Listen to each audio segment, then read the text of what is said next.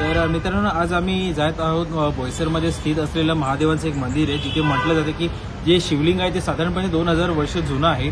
तर या शिवलिंग या मंदिराबद्दल काही फारशी काही माहिती कोणाला आहे नाहीये किंवा या मंदिराला तेवढी काही प्रसिद्धी अजून भेटली नाहीये। तर आमचा प्रयत्न राहील की आज आपण तिकडे जाऊ, बघू, महादेवाचं दर्शन घेऊ आणि त्याच्याबद्दल जेवढी माहिती आपल्याला मिळवता येईल तेवढी आपण मिळवू आणि तुमच्यापर्यंत आम्ही पोहोचू।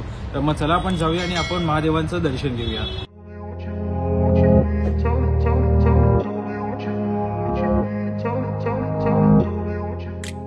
तर आमचा प्रवास तर चालू आहे। आता तुम्ही जेव्हा इथे येणार असाल तर आपल्याला बोईसरला जो ईस्ट वेस्ट फ्लायओव्हर आहे तो क्रॉस करून आपल्याला ईस्टला यायचं आहे।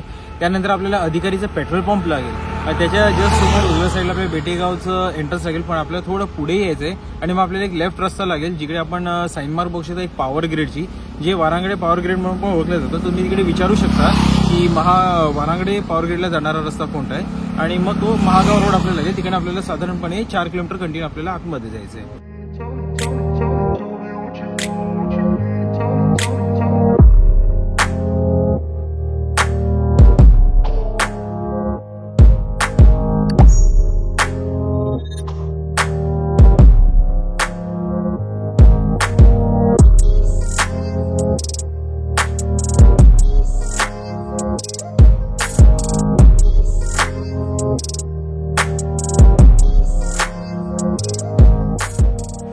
नमस्कार मित्रांनो, मी आहे भाविक आणि welcome to our YouTube channel food and travel बनी।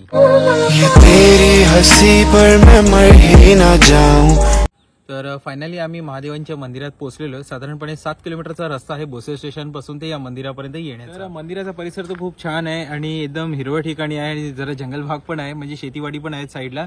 आणि तळेखालपाडा गावामध्ये हे मंदिर स्थित आहे। वारांगे गाव मोठं मेन वारांगे गाव आहे, त्याच्या या हद्दीमध्ये हे येते। तर जेव्हा आपण महागाव रोडला याल त्यानंतर आपल्या तळेखाल पाडा लागेल, तिकडनं उजव्या साईडला आपल्याला एक छोटंसं मार्किंग्स केलेली आहे मंदिराची, त्या तिकडनं आपल्याला राईट टर्न घेऊन मग आपल्याला गावामध्ये यायचंय।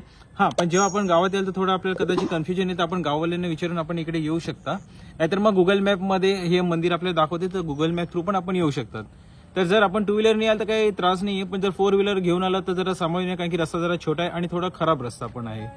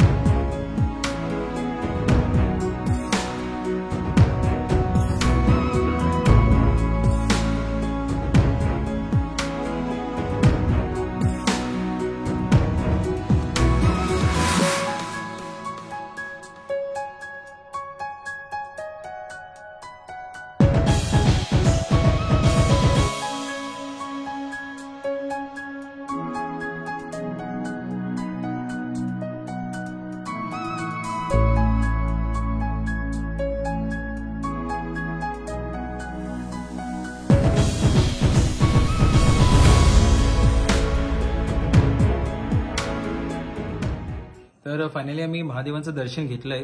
तर आपण महादेवांच्या शिवलिंगाकडे बघितलं तर आपल्याला बघूनच कळेल की ही शिवलिंग खूप खूप खूप जुनं आहे आणि अशी मान्यता आहे की या शिवलिंगाची स्थापना कधी केली आहे, कोणी केली हे कोणालाच माहित नाहीये। आणि शिवलिंग बघितलं तर खूप म्हणजे जवळजवळ 1000 ते 2000 वर्ष जुनं आहे असं सांगितलं जातं आणि ते बघून आपल्याला पण आता कळेलच की ते खूप जुनं शिवलिंग आहे। आणि सोबत नंदी महाराजांची पण मूर्ती आहे तिकडे, ती पण खूप पुरातन आहे। सोबत मित्रांनो म्हटलं जातं की महादेवांसोबत असलेलं जे होमकुंड आहे ते इकडे जवळच क्वारी आहे, तिकडे खोदकाम करताना जवळजवळ जमिनीपासून 10 फूट अंतरावरती भेटलेलं आहे खोलमध्ये। आणि सोबत जे तांदूळ आणि गहू दळण्याचं जे जातं असतं ते पण सापडलं, पण ते जातं बाहेर काढताना जरा डॅमेज झालं आणि ते गावामधल्या एका घरामध्ये ते जातं आज पण ठेवलेलं आहे। आणि जे होमकुंड होतं ते महादेवांच्या बाजूला आणून इथे ठेवलेलं आहे। तर मंदिराच्या बाहेर जसं याल तर तुम्हाला इकडे 3 झाडं दिसेल. हे पंचक्रोशीत आपल्याला कुठेही बघायला मिळणार नाही, कारण की या झाडाला लागलेल्या शेंगा आहेत त्या महादेवांच्या जटांसारखा आकार आहे. तुम्ही या शेंगा तर बघितल्याच असेल, ज्यांनी जटाधारी आकार घेतलेला आहे. तर इकडच्या गावकऱ्यांची जी आस्था आहे, त्यांचा विश्वास आहे की हे जे 3 झाड आहेत हे ब्रह्मा विष्णू महेश आहेत आणि हे तिघही मिळून त्या आपल्या महादेवांचं जे शिवलिंग आहे त्याला ते छाया देत आहे, सावली देत आहे. तर आता आपण मंदिराची बांधणी बघायला गेलं तर करंटली जे आता मंदिर आहे ते रिनोव्हेट करायला घेतलेलं आहे आणि मंदिर इकडे रेडी आहे. पण गावकऱ्यांचं म्हणणं असं की जे अगोदर जे मंदिर होतं ते होतं लाकडी मंदिर होतं, कौलारू मंदिर होतं. तर ते म्हणायचे की अगोदर जेव्हा लाकडी जुनं मंदिर असताना जेव्हा सकाळचा सूर्योदय व्हायचा तेव्हा सूर्याची डायरेक्ट किरणं महादेवांवर येऊन पडायची. म्हणजे सूर्य भगवान एक प्रकारे त्यांचं दर्शन घ्यायचे सकाळ सकाळी आणि संध्याकाळी सूर्यास्ताच्या वेळी पण डायरेक्ट उजेड जी सूर्यकिरण असायची ती महादेवांवर येऊन पडायची. अजून एक दुसरी कहाणी इथे एक अशी आहे की इकडे जवळच खाडी आहे, तिकडे खाडी बस स्टॉप आहे. तर त्या खाडीमध्ये नटराजांची मूर्ती मिळाली होती. नटराज म्हणजे आपल्याला महादेवांचं रूप आहे, जी नाचण्याची एक कोरीव मूर्ती मिळाली ती दगडापासून कोरलेली आणि जवळजवळ 50 का 60 वर्ष अगोदर ती मिळाली होती आणि त्याचं एक छोटंसं मंदिर पण उभारलं होतं. पण जवळजवळ 40 ते 50 वर्ष अगोदरच ती मूर्ती चोरी झाली का गायब झाली हे कोणालाच माहित नाहीये. पण ती मूर्ती तर तिकडे नाहीये, पण मंदिर अजूनही तिकडे स्थित आहे. तर महादेवांची पूजा होते, महादेवांची आराध्य होते आणि त्याला पूर्ण करण्यासाठी आपल्याला लागतं ते आहे बेलपत्र. तर जेव्हा गावकऱ्यांकडनं माहिती घेतली तर तेव्हा त्यांना कळलं की आपल्या मागे जे मंदिराच्या समोर जे डोंगर आहे तिकडे बेलांची भरपूर झाडं आहेत, बेलपत्राची भरपूर झाडं आहेत. मग त्याच्या अंदाजाने आता आपल्याला कळते की पुरातनकालीन म्हणजे आपल्याकडे शिवलिंग आहे, सोबत नंदी महाराज आहेत, नंतर जवळच आपल्याला तिकडे होमकुंड सापडते, त्यानंतर नटराजांची मूर्ती सापडते. म्हणजे या जागेला नक्की काहीतरी एक धार्मिक महत्व आहे जे पुरातनापासून चालू आहे. इकडे खूप धार्मिक विधी वगैरे पण चालत असेल, कारण की बेलपत्र जवळ आहे, आपल्याला जुन्या मूर्त्या आपल्याला सापडलेल्या जमिनीतनं, म्हणजे खूप महत्वाची जागा आहे. तर मग आपण पण इकडे या आणि महादेवांचं दर्शन घ्या, जेणेकरून आपल्याला जी आपली जी जुनी मंदिरं आहेत, जुनी जी आपल्याला शिवलिंग वगैरे जे आहेत, अशी भरपूर देवी देवतांची मूर्ती आहेत याच्याबद्दल आपल्याला माहित नाहीये, ते आपण माहिती करून घेऊया, त्यांचं दर्शन घेऊया आणि त्यांची आपण जी आहे मंदिर वगैरे ती आपण व्यवस्थित सांभाळून ठेवूया. जी आपली पुरातन मंदिरं वगैरे जे जर आपण आतापासून सांभाळली, त्यांना डेव्हलप वगैरे केलं, तर जेणेकरून आपल्या येणाऱ्या भविष्याला पण कळेल की आपला पुरातन इतिहास काय होता, आपला सनातनी इतिहास काय आहे, तो सगळ्यांना आपल्याला माहिती पडेल. आपण सुद्धा महादेव भक्त आहात, महादेव भक्त तर आपण सर्वच आहोत, आपण पण आहोत. आपण नक्की इकडे या, महादेवांचं दर्शन घ्या, ही जी पुरातन मूर्ती याचं दर्शन घ्या, दर्शनाचा लाभ घ्यावा आणि आपण प्रयत्न करा की आपल्या आजूबाजूला पण जर असं काय आपली पुरातन मंदिरं वगैरे असेल किंवा पुरातन आपले देवी देवतांची मूर्ती वगैरे असेल, ते आम्हाला तुम्ही शक्यतो असेल तर आम्हाला कमेंटमध्ये नक्की कळवा. आम्ही येऊ आणि आपण त्या मंदिराबद्दल जाणून घेऊ आणि आपण लोकांपर्यंत पोहोचवण्याचा आपण भरपूर प्रयत्न करू, जेणेकरून आपल्या आजूबाजूचा असलेला इतिहास, आपल्या देवी देवतांच्या मूर्तींचं वगैरे किंवा मंदिराची जी कहाणी असेल, जी काही माहिती असेल ती आपण लोकांपर्यंत नक्की पोहोचवू. पण जर जवळपास राहत असाल किंवा आपण लांब जरी राहत असेल तर आपण एकदा नक्की इकडे या, आपल्या महादेवांचं दर्शन घ्या. सोमवार खूप महत्वाचा असतो. परिसर बघायला गेलं तर खूप शांत आहे, स्वच्छ आहे. आपण जर इथे येणार असेल तर आपण पण स्वच्छता बाळगा, शांतता बाळगा, काही कचरा वगैरे करू नका. आणि जरा जेव्हा आपण दर्शनाला एका गोष्टीची काळजी घ्या की शक्यतो आपण संध्याकाळच्या आत या, कारण की गावापासून ते या मंदिरामध्ये जो मधला रस्ता आहे तिकडे काही लाईट्स वगैरे नाही आहेत आणि जरा कच्चा रस्ता आहे, तर शक्यतो दिवसाच आपण येऊन दर्शन घेऊन परतीचा प्रवास करावा. तर महादेवाचं दर्शन घेतलेलं आहे आणि जी आम्हाला माहिती होती, जी आम्हाला गावकऱ्यांना कळली होती, ती आम्ही तुम्हाला सांगण्याचा प्रयत्न केलेला आहे. आणि जर आमच्याकडे काही चूक झाली असेल किंवा काही राहिलं असेल तर नक्की तुम्ही आम्हाला कमेंटमध्ये कळवा.